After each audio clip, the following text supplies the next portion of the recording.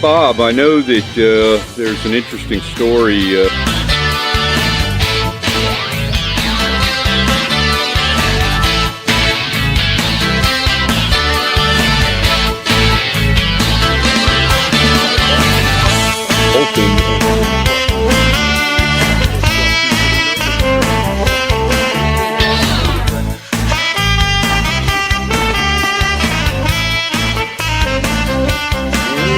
What kind of an operation you running here, man?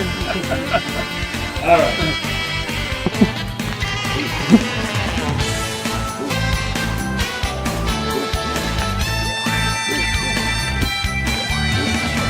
H.I. Wow, okay. Yeah, right up there. Reality TV. And the detectorists.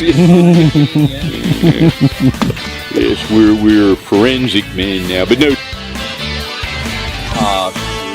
down on, it's just the 1880s, I'm Bob Haas. This is my friend, good friend, Chris Bergman.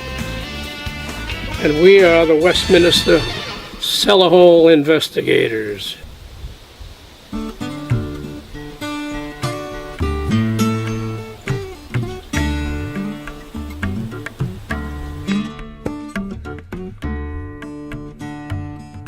There's your coffee, Chris. It's nice, kind of nice sitting here in a nice warm kitchen on a rather brisk autumn day. Yes, well, thanks a lot for the coffee, and yes, it is good to be next to the wood stove. It is rather brisk outside. Of course, we've got a lot of autumn colors, which bring people, tourists to Vermont, leaf peepers, looking at the leaves in the forest, and so thinking about that, you know, I thought maybe we should do something about the landscape, because the landscape really ties all of the cellar holes and other historic archaeological sites that we've been interested in. It ties them all together. You know, it's frequently the case that people will be walking in the woods and they'll encounter a stone wall in an unexpected place. And they might wonder, well, why is this wall here? Was this always forested, or was there something else going on in the early historic period? And we know that that's the case because I've been looking at this wonderful painting of the village of Westminster West, which is on a postcard created for... Excuse me, but I don't want to offend you by correcting you, but that is not a postcard, it's a note card. Oh, okay. Well, sorry about my mistake there. Quite on this note card is a painting of the village of Westminster, and Westminster West, and frankly, the landscape around it is completely open. It's not forested. So before we get started on that and kind of go out and look at some of the places you know, that we want to kind of talk about today, I think it's really important to acknowledge the traditional owners of this land, the first peoples who were here, the Native American people in North America, and I think it's important to acknowledge that the Abenaki were here long before any of the things that we're talking about were built or used. So I think it's very important to acknowledge indigenous peoples when we talk about the landscape. I agree. Yep.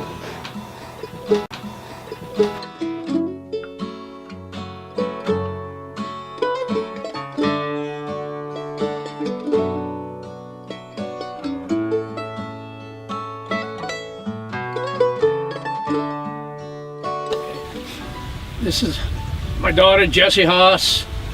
We've lived here 60 years, and this is a photo taken at this point of Jessie standing in the road when she was 2 years old. So this is 58 years ago, and just look around and see how the landscape has changed.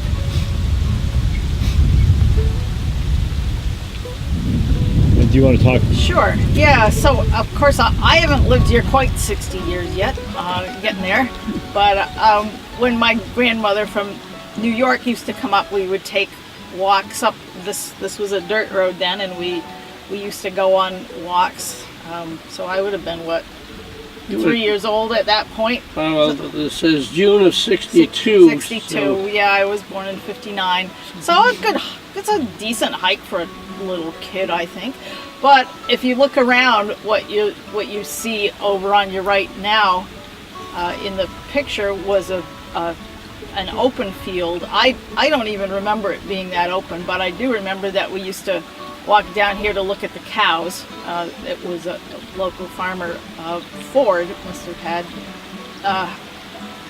There were Holsteins in here, as I recall, and it used to be something that was fun for us because we didn't have cows at that point, to come down and look at the cows in the field, and it was absolutely open. Right now, I haven't been in there in ever, but there's apple trees in there and swamp. And Wait a second.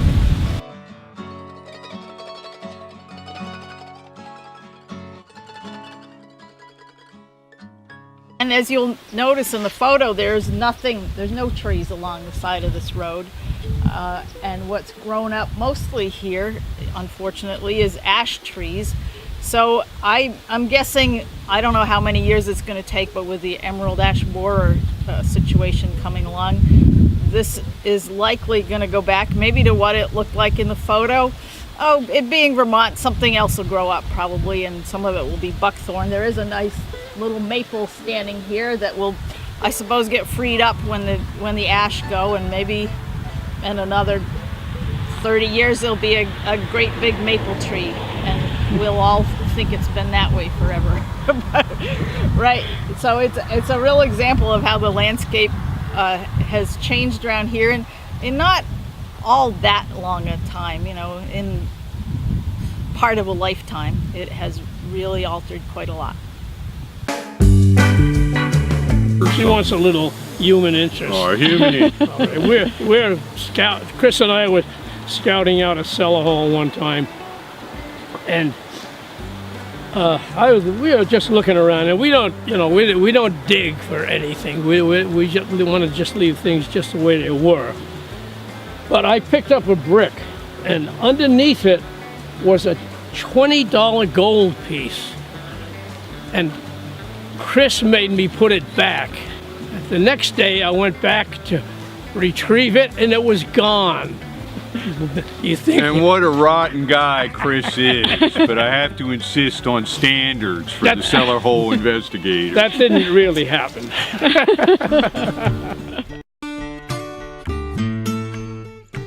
So, Bob, one of the things that has always interested me when hiking in the woods is that frequently you and I will run across stone walls in places they wouldn't be expected. And of course, this reflects the fact that large parts of Vermont, certainly in the 19th century, were cleared.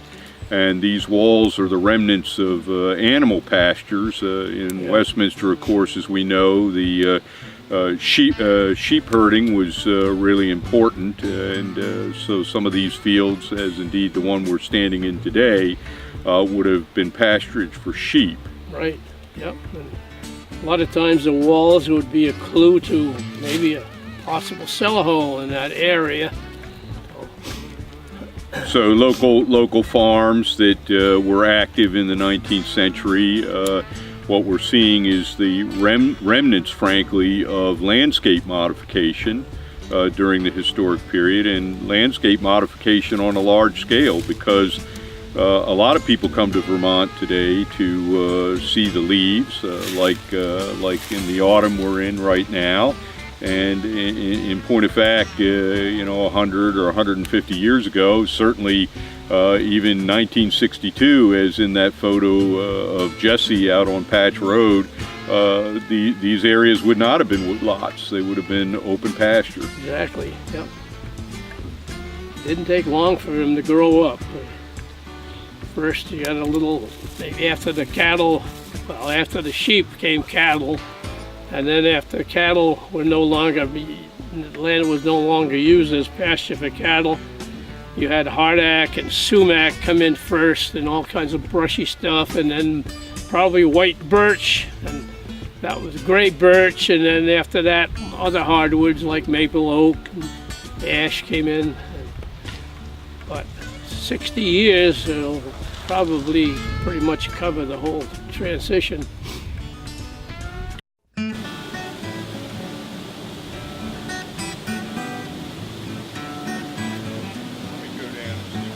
Like I can't remember. Too loud, huh? So Bob, we're here at the site of the former grist mill at the corner of Patch Road and Westminster West Road, not too far from what was proposed to be originally the town center for Westminster West. And I wanted to read something from Jesse Haas's book on Westminster, Vermont, that talks about this particular location. In 1813, Scotto Clark turned the grist mill building at Chandler's Mills, corner of present-day Patch Road, into the West Parish's second woolen factory. The mill burned in 1823. In 1824, he replaced it with a two-story brick building and installed machinery for manufacturing broadcloths and cashmere. This woolen mill burned again in 1832 and was not replaced. Before Chandler's Mills, it was known as Kirk's Mills. Robert Kirk was the one that built it in about 1770. So we know, Bob, that prior to it being converted to a woolen mill, which very much is the topic for our program today, the open landscape, sheep pasture, the history of sheep farming in the village, this was a grist mill. It started as a grist mill, yes. Robert Kirk appealed to the powers that be to obtain the land here because of the person that owned it at the time. Korean Brush was a noted infamous Tory, and the state had confiscated his land. So Robert Kirk was appealing for his land, and he told the board that instead of grinding corn for the townspeople, Korean Brush was more interested in grinding our liberties, is the way he put it.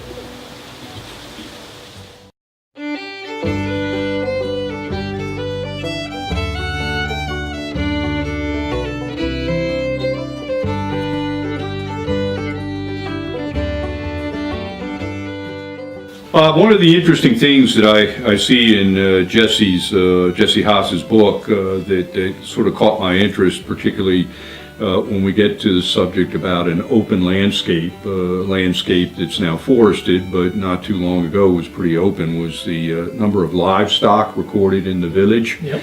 And Jesse says in 1884 that there were 4,865 plus sheep in the village, including Spanish Merino and Atwood Merino. The number of dairy cows that are listed, and obviously these numbers are estimates because she puts a plus in there, but the number of dairy cows that are listed in this little insert is only 119. So clearly sheep were a prominent feature of the historic landscape and the cleared and open fields that we've been talking about today. Do you have any additional information regarding farming practice? This is 1884 that you're quoting from, and 40 years before that, there were probably 3 or 4 times that number of sheep in town, because that would have put it back in 1844, and even you go back another 10 years. 1834, that's when it really started. And it started with William Jarvis of West Wethersfield, Vermont. He was the American consul in Lisbon, Portugal, and he brought 200 merino sheep over here, and they were noted for their wool, and that's kind of what got things started. And there was a good price for wool at that time, and people really bought into it. So it resulted in an awful lot of sheep and a lot of people that cleared the land for pasture for those sheep. And some of the land they cleared probably should never have been cleared, because What happened, it resulted in sheep are noted for, unless you rotate them from one pasture to another, and they didn't do that, they would overgraze, and if the sheep will chew it right down into the ground. So it resulted in a lot of overgrazing and erosion problems.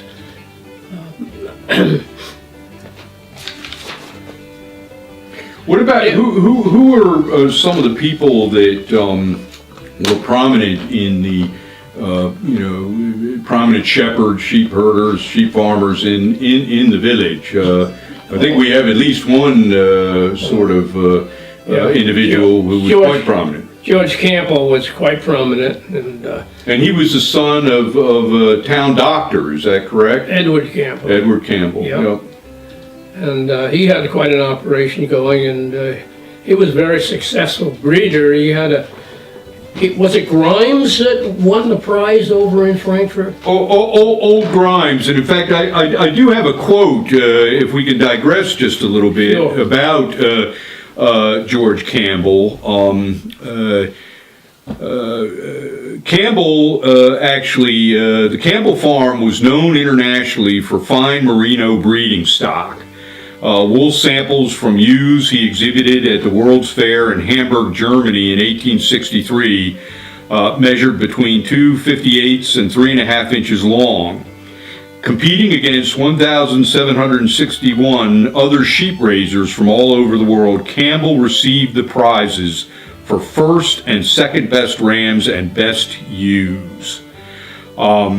And this was not without controversy, but nonetheless he won, and he received a prize of some $5,000, I believe, which was quite a lot at that time. A lot at that time, yes. And we know that the Campbell estate is the house is still extant in Westminster, and that in point of fact the estate itself was had some 600 acres or so in the farming business. He was had quite an operation there. Yep.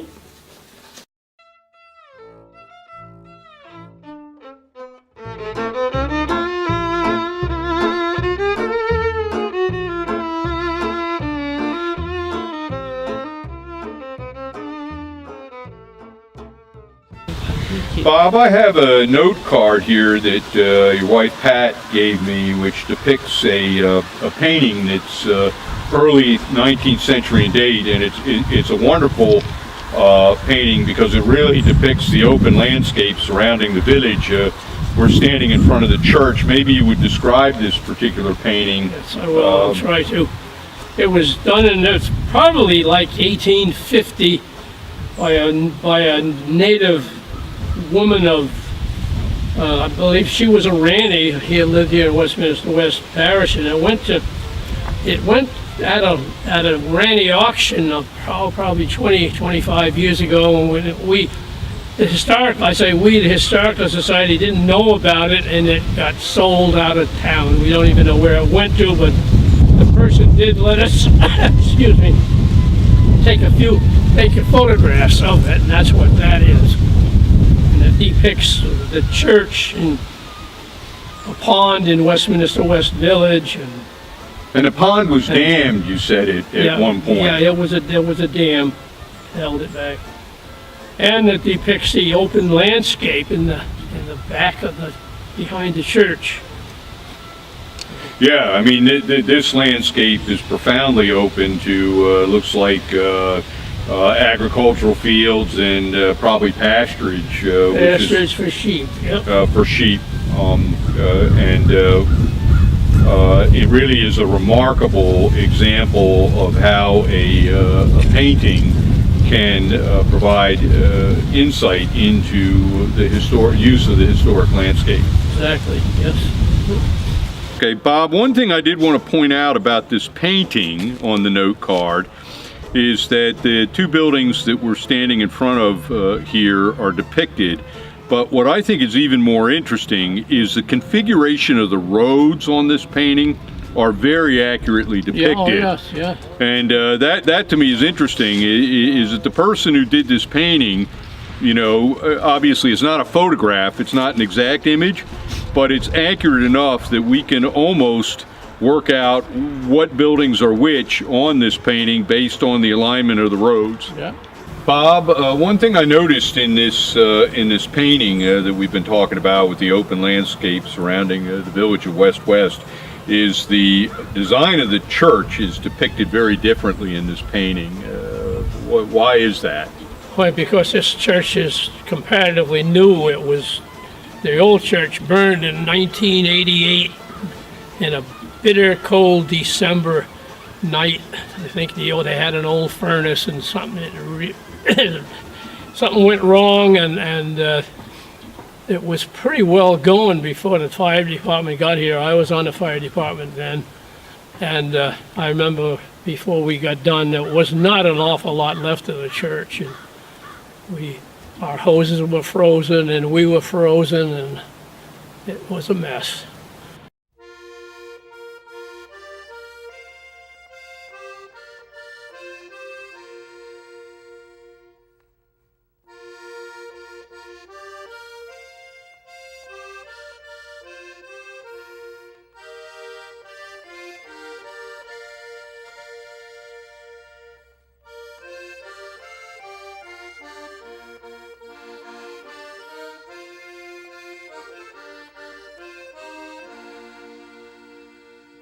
Bob, one of the characters that turns up in a lot of the investigations of the Cellar Hole investigators is a fellow named Coombs, and he was also known as the Westminster Firebug.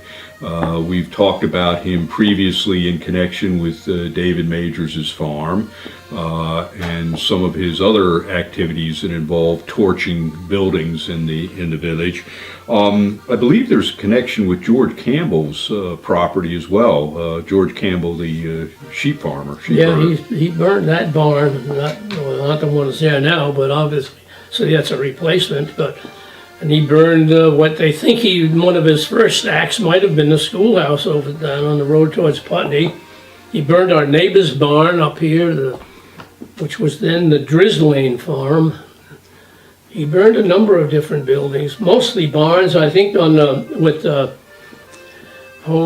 name escapes me, but it was just beyond the north end of Westminster was the village. He burned a house and a barn up there. So, and I think you and Jesse have recently covered Coombs's specific activities in the sister programming for Cellar Hole Investigators, the feed. You did an interview, and you've actually got photos of Coombs and his mother, I think. And the house he lived in. The house he lived in.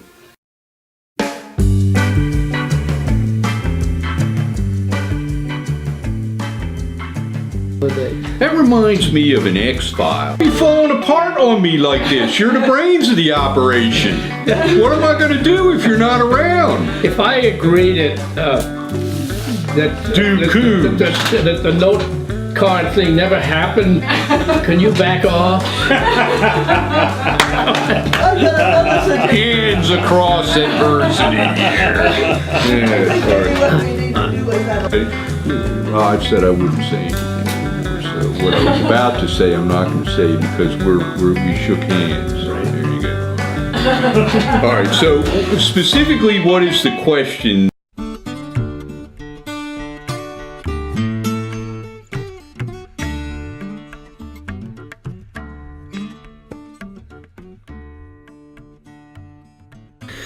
So Bob, on today's show, we kind of looked at the landscape, and of course, the starting point for any discussion of that sort is to acknowledge the traditional owners of the land, the indigenous peoples of this continent.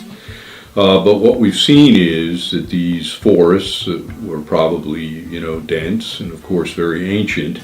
With the arrival of Euro-American settlers, were cleared.